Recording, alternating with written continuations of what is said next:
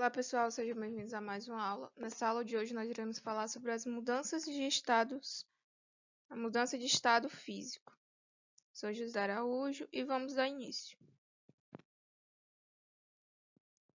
Então, dependendo do estado de agregação de suas partículas, uma substância ela pode ser encontrada em três estados físicos fundamentais, que é o sólido, o líquido e o gasoso. No estado sólido, o que a gente pode encontrar?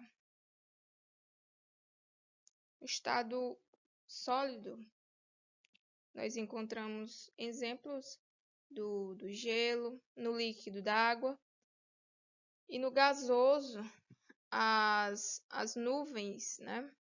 Então, vamos continuar.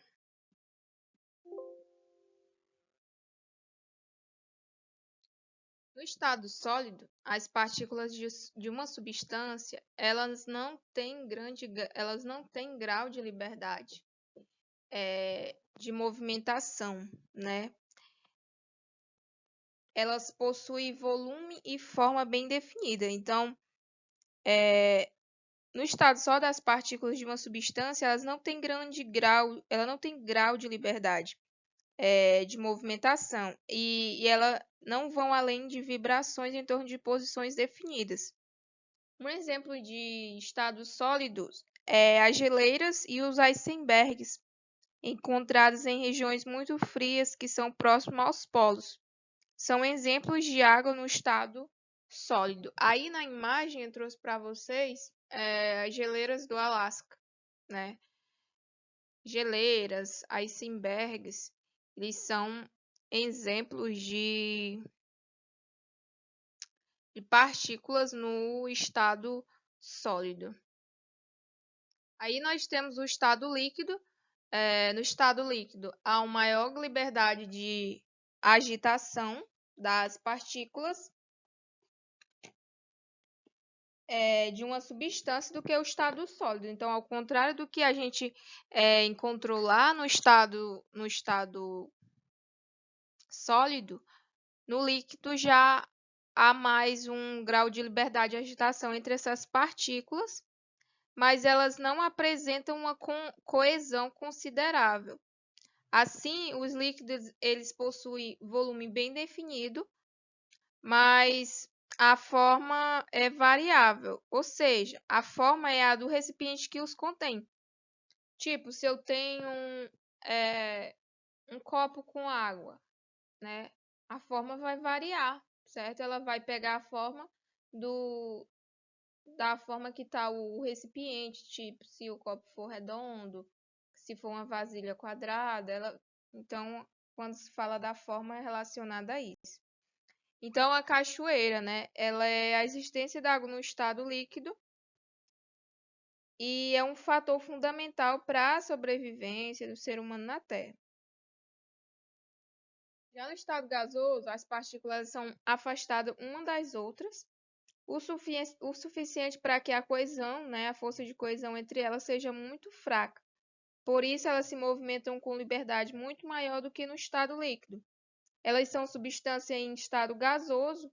Essas substâncias, né, são só os vapores e os gases, e elas não possuem nem forma, nem volume bem definido. Aí eu trouxe um exemplo das nuvens, né? Em tempestades elevadas, a água ela sofre uma evaporação muito rápida, subindo no estado gasoso.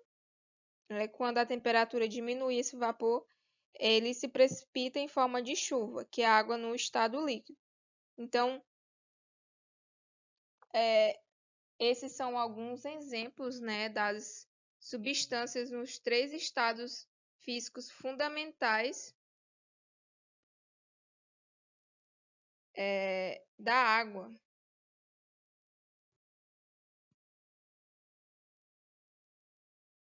Então, as mudanças de estado líquido, elas oferecem ainda outras classificações, né? Então, quando uma substância em qualquer dos estados físicos recebe ou cede energia térmica, ela pode sofrer uma alteração na forma de agregação de suas partículas, passando de um estado para outro. Essa passagem ela corresponde a uma mudança de seu estado físico. Aí nós iremos ver, né, as possíveis mudanças de estado. Aí nós temos do sólido sofre fusão, depois sofre estado de solidificação, passa para o líquido, depois vaporização. Nós temos aí na figura o gelo, né, que está no seu estado sólido. Depois de um processo de fusão, ele vai passar para o processo de líquido. Depois do líquido, ele vai para a solidificação e volta lá para o sólido. Aí nós temos o líquido, que sofre vaporização, vai para o estado gasoso, né, nas nuvens. Aí as nuvens liberam isso em estado de liquefação ou condensação e volta lá para o estado líquido. Aí eu trouxe um exemplo de cada um. Nós temos a condensação. A condensação ela representa a passagem do estado gasoso para o estado líquido. Isso ocorre devido ao arrefecimento de um gás, que tende a condensar e passa a apresentar-se em estado líquido. Aí nós temos o exemplo da garrafa, né, com a água sofrendo condensação.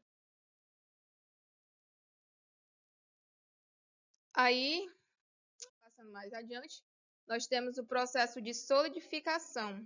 A solidificação, ela é a passagem do estado líquido para o sólido.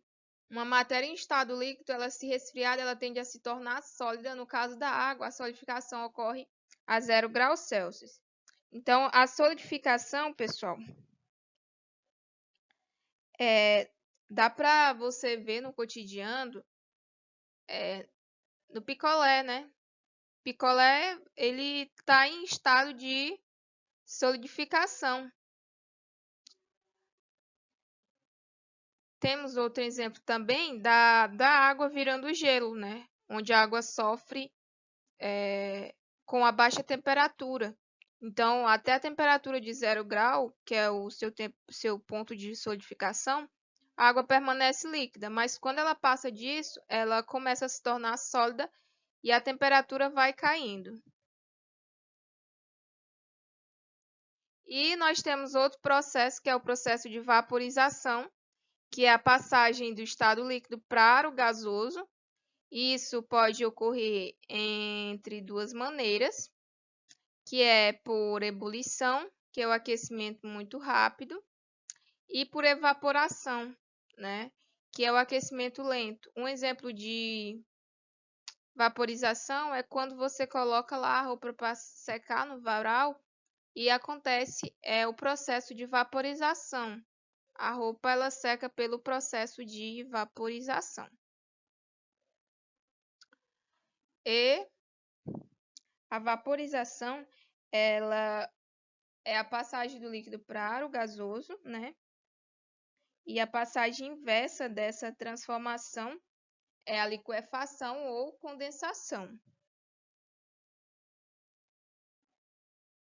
Por fim, nós temos a sublimação, que é a passagem do estado sólido para o gasoso e do estado gasoso para o sólido, que é a ressublimação.